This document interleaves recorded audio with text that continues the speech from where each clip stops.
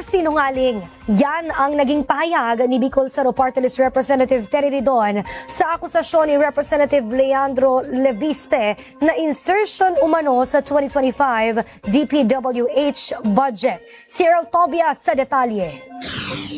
Hinamon ni Bicol Saro Representative Terry Ridon si Batangas Representative Leandro Leviste na isa publiko ang listahang matagal nang binabanggit na galing daw mismo sa nasawing si DPWH Undersecretary Catalina Cabral. Tanong ni Ridon, bakit ngayon lang binabanggit ni Leviste ang listahan kung kailan nasawi na ang kaisa-isang taong magpapatunay sa kredibilidad ng nasabing listahan? Una, sagutin niya muna yung mga tanong sa kanya. Nasa na yung listahan? Lalo't higit, ikaw yung nagsabi na may senador, may congressman, mayroong mga executive officials at mga private individuals na mayroon pong insertions dito po sa Cabral list po na ito. Asa na yung listahan mo, Leandro? Ba't hindi mo yun ilalabas? Hindi mo kailangan si Secretary Vince para dito. Hindi mo kailangan ng Kongreso para dito. Si Bicol Saro Representative Ridon ang pinakabagong idinidiin ni Leviste na sangkot sa umano'y 150 million pesos insertion sa budget ng DPWH ngayong 2025. Mariin naman itong inalmahan ni Ridon dahil paano raw siya magkakaroon ng insertion sa 2025 budget kung ngayong taon lang naman siya naging kongresista.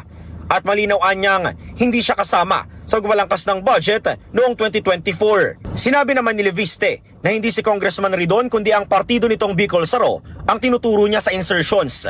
Pero inalmahan ito ni Ridon dahil malinaw anyang pangalan niya ang direktang idinadawit ni Leviste.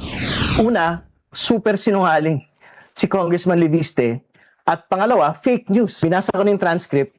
Talagang sinabi niya yon. He needs to be made accountable for making a false accusation that I made an insertion in the 2025 budget. Kahapon sa isang press conference, giniit ni Leviste na courtesy ang kanyang paghihintay sa go signal ni Secretary Dizon bago sa publiko ang nasabing listahan na anya ay galing kay Cabral. Pero ang sentimentong yan, agad tinlaro ng ilang House Minority Leaders.